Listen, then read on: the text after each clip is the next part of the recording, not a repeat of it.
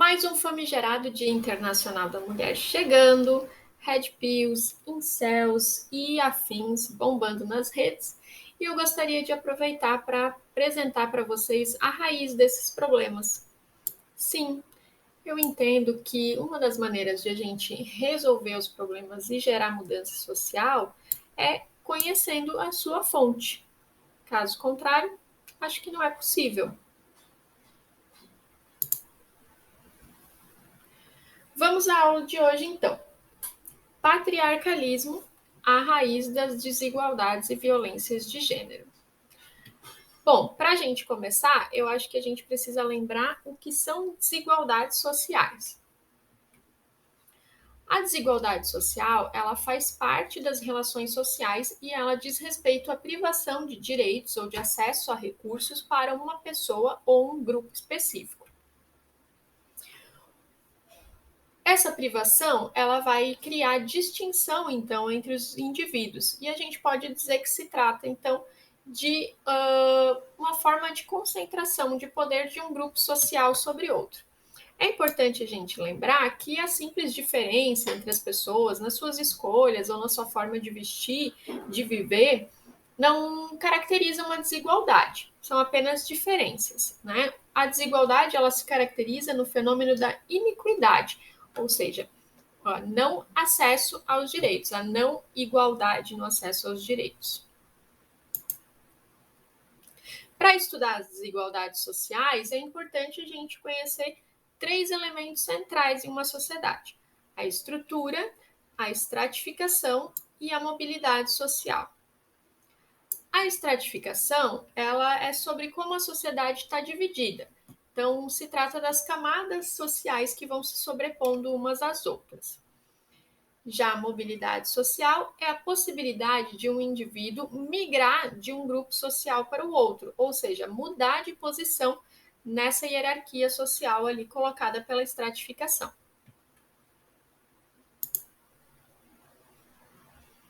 Já a estrutura, a gente tem que compreender pelo reconhecimento de que todas as sociedades possuem um sistema próprio de organização.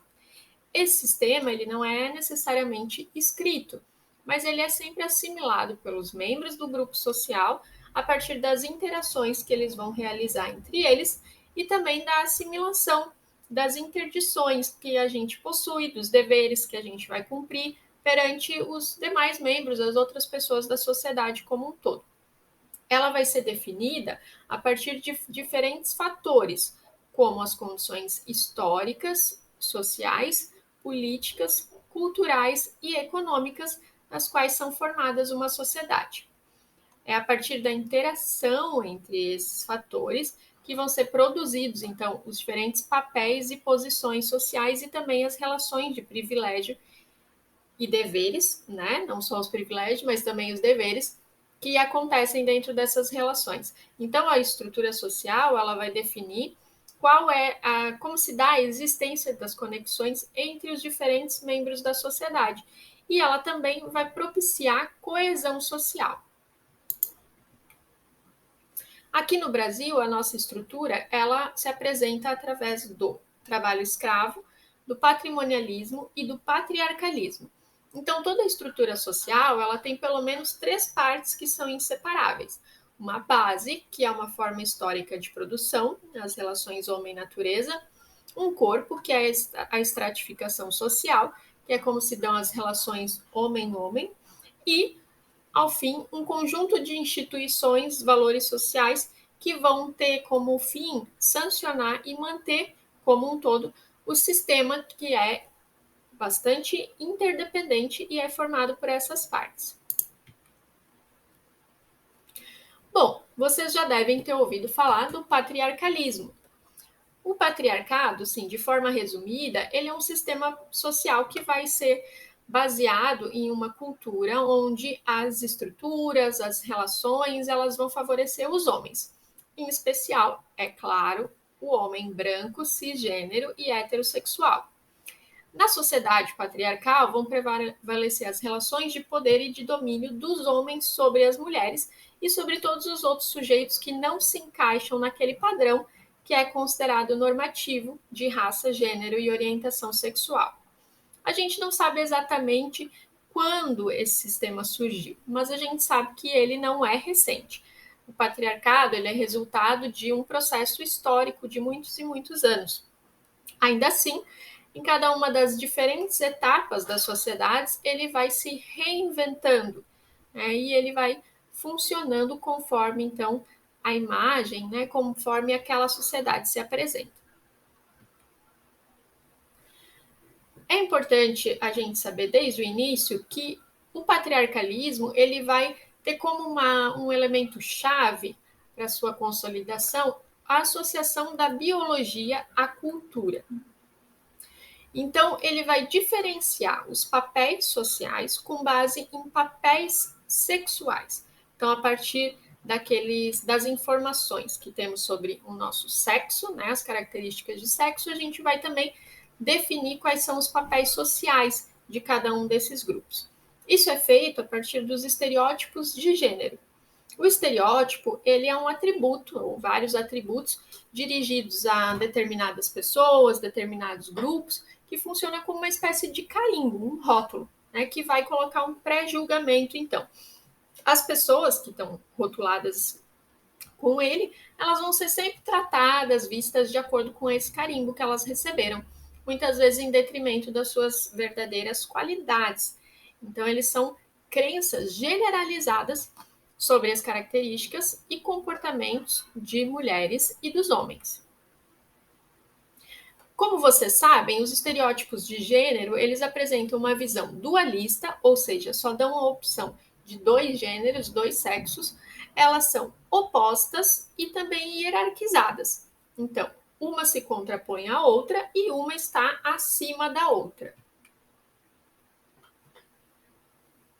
Nesses estereótipos, vamos lembrar então. Tentem pensar coisas que vocês dizem, não, isso é coisa de homem, isso é comportamento de homem, isso aí é coisa de mulher, só pode ter sido mulher. Ela pensa assim porque é mulher, ou ele faz isso porque é homem. Bom, quando a gente pensa características assim, a gente está se remetendo a esses estereótipos de gênero. Então, a gente poderia dizer algumas características aqui. O homem ou o masculino, como sendo autoritário, excessivamente competitivo, ambicioso, dominante, combativo, frio, ou seja, ele não se deixa afetar, né, por momentos, ou por estresse, ou por questões hormonais, né? Ao mesmo tempo, ele também tem uma certa irracionalidade que se caracteriza no seu apetite sexual incontrolável, ou no fato de que ele é considerado uma eterna criança.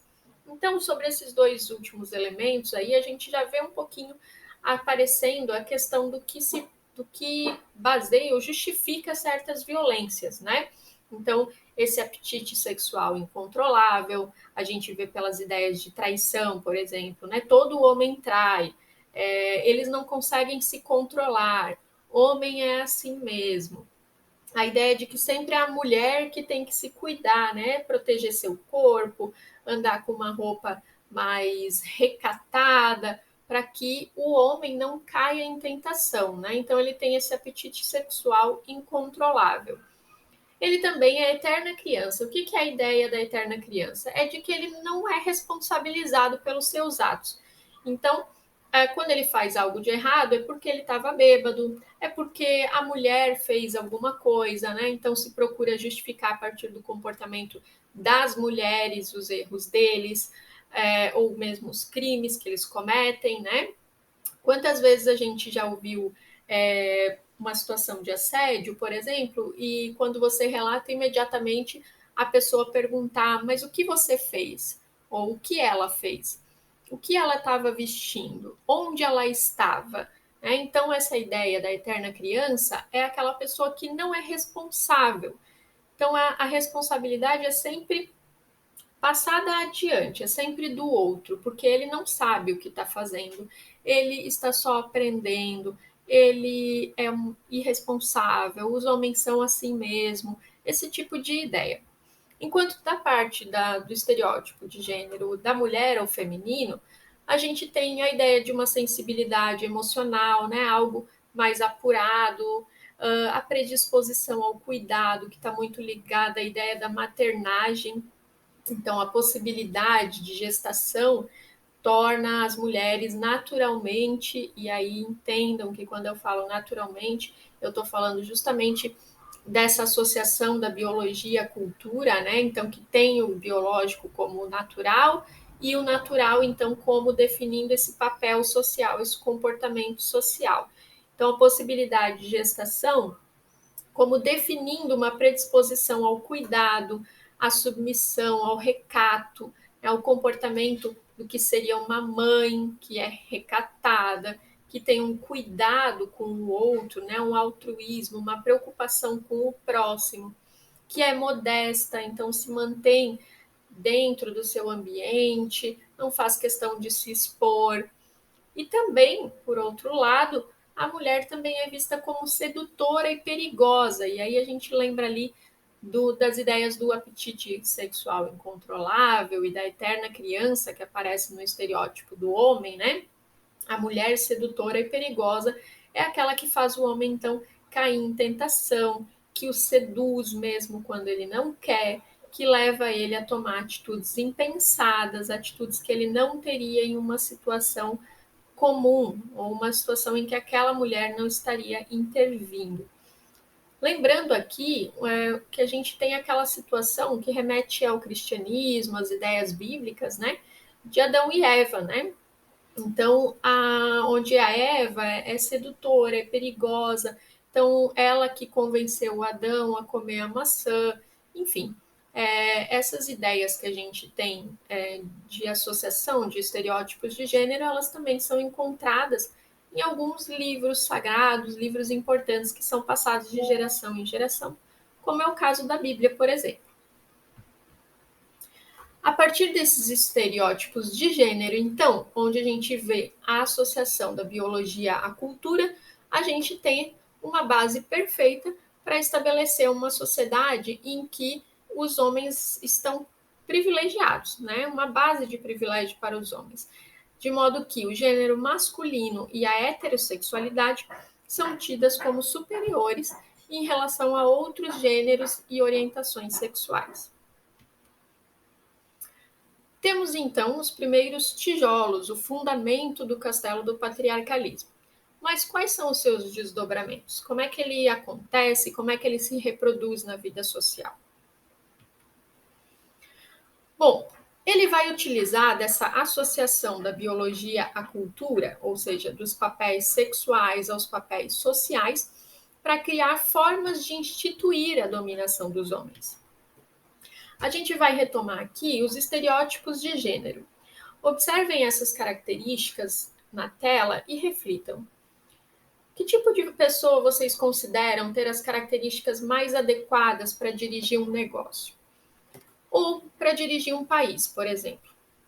Quem vocês acreditam que poderia ser mais racional, estar mais atento, mais preparado para situações de crise?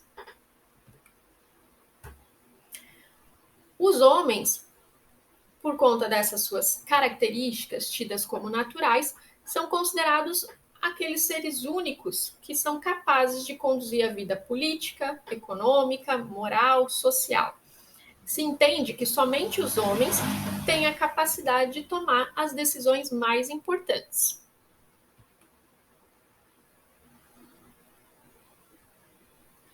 Quando a gente pensa, então, uma sensibilidade emocional, uma predisposição ao cuidado, a gente se pergunta: que tipo de coisa essa pessoa poderia ter? Essa pessoa que é mais sensível, que é mais afetada pelas emoções, por hormônios, essa pessoa que foi pensada, né, que está preparada biologicamente para a gestação, para carregar um novo ser humano. Que essas características dizem sobre o que essa pessoa pode fazer no mundo?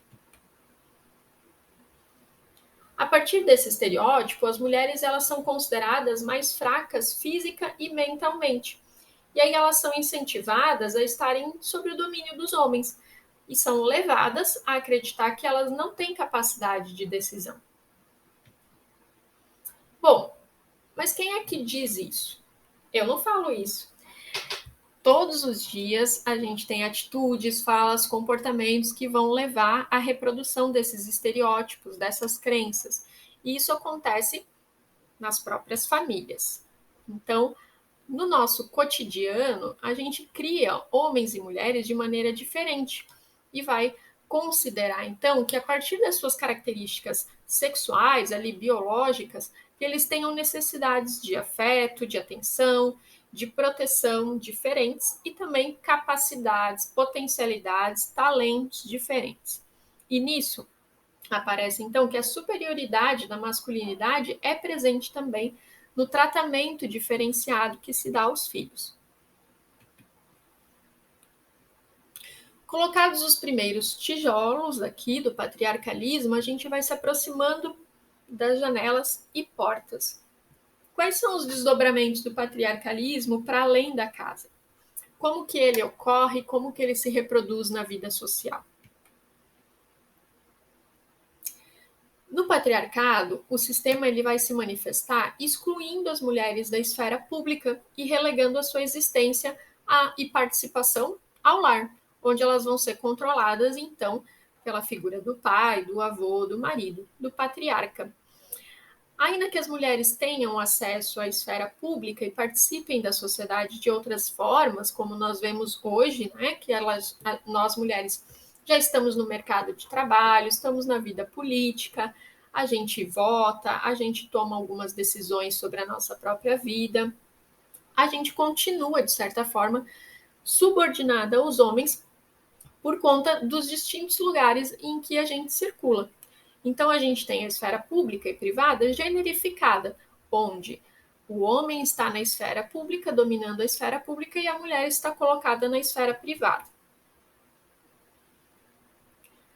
Voltando aqui, lembrando os estereótipos dos quais nós falamos, né? A gente tem, então, o domínio e a supremacia masculina para a submissão e exploração feminina, de modo que os homens vão estar relacionados à esfera pública e à função de produção, enquanto as mulheres estão ligadas às ocupações na esfera doméstica e à reprodução. Então, aquela pessoa que é autoritária, é competitiva, que é também ambiciosa, dominante, que tem uma certa racionalidade para tratar de momentos de tensão, de dificuldades, de pressão, essa pessoa, ela é adequada para que tipos de atividade? Onde que ela pode render mais, ser mais útil? Para o que ela tem potencialidade? A economia produtiva, ela é percebida como a economia que vai tratar da produção, ou seja, criar bens e serviços para serem alocados no mercado, que é fundamental para que a gente consiga dar sustentabilidade à nossa vida, né? O homem, historicamente, ele vai ter o papel de provedor. Então, ele vai ser aquele que sai para trabalhar, enquanto a mulher fica em casa cuidando dos afazeres domésticos. E por isso que a família é uma das instituições mais importantes do patriarcado, porque ela vai fazer com que seja possível reproduzir essa situação. E aquela pessoa que é sensível emocionalmente, que tem uma predisposição, uma característica de ser mais cuidadosa, altruísta, empática, que também é mais recatada. Essa pessoa, ela tem qualidades, aptidões para que tipo de atividades?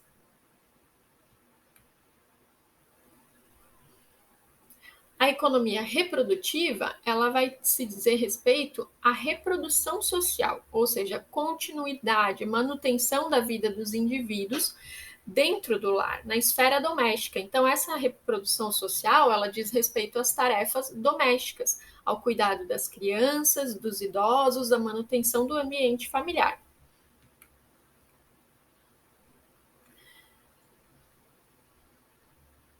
Assim, a gente tem então cargos de maior importância cultural como destinados aos homens e os cargos de importância familiar relegados às mulheres.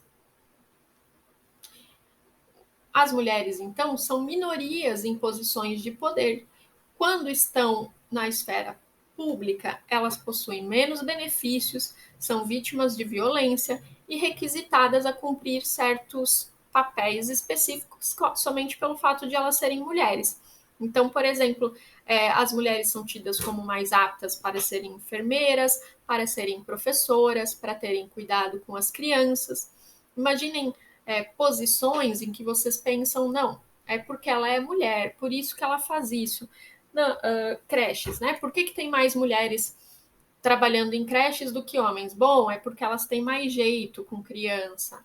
Essa é o tipo de naturalização que a gente faz, essa ideia de que as mulheres têm mais jeito com criança, que tal profissão ou tal profissão combina ou é mais adequada para mulheres do que para homens. Da mesma maneira, quando a gente vê poucos homens na política, poucas mulheres na política, a gente também pensa, mas é porque o homem tem mais jeito com isso, o homem tem a cabeça mais fria, o homem tem mais disposição para esses enfrentamentos. Então a gente vai naturalizando essas potencialidades, né, colocando como algo natural que mulheres exerçam um tipo de atividade e homens outro tipo de atividade.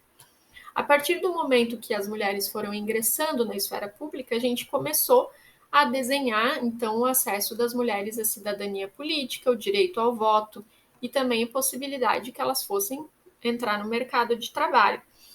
Mas isso não mudou em relação à quantidade de direitos e deveres que se tem e se divide entre homens e mulheres. Na verdade, voltando ao que eu falei lá no início, o patriarcado ele se adaptou para continuar mantendo seu domínio em outras esferas. Entendemos qual a sua base e como se desenrola o patriarcalismo?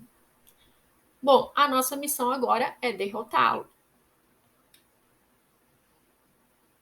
A origem da palavra patriarcado, ela está conectada justamente com essa organização doméstica e social que vai estar centrada na autoridade do homem, através da figura do pai, do chefe da família, né?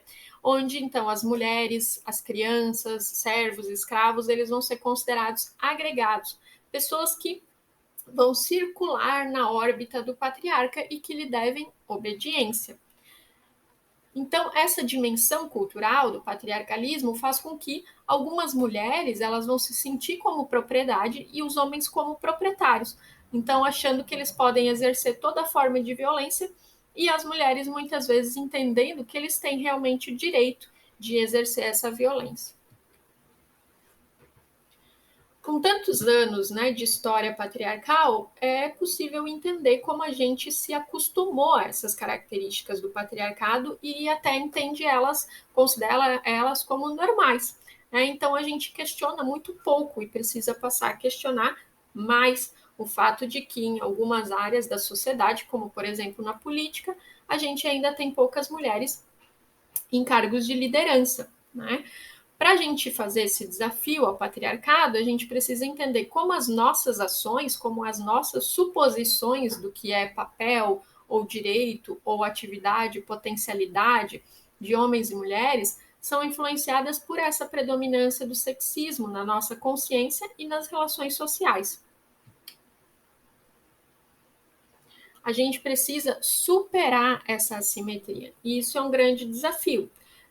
A gente precisa construir um mundo em que essas diferenças de gênero, raça, credo, orientação sexual não sirvam mais como elementos que vão legitimar a opressão de uns grupos sobre outros. A partir do movimento feminista, a pílula anticoncepcional, o ingresso das mulheres na esfera pública a partir do voto, a cidadania política, o ingresso no mercado de trabalho, são coisas que começaram a movimentar, né, foram gerados instrumentos para conquistar, para garantir os direitos e combater a violência de gênero. Porém, esse enfrentamento é diário, então a gente precisa conhecer essa estrutura para que a gente possa modificá-la. Espero que essa aula tenha ajudado vocês a compreenderem como é que funciona o sistema patriarcal, qual é a sua base, e que a gente possa, então, começar a se movimentar, ter uma ação para a mudança das consciências e das nossas práticas sociais.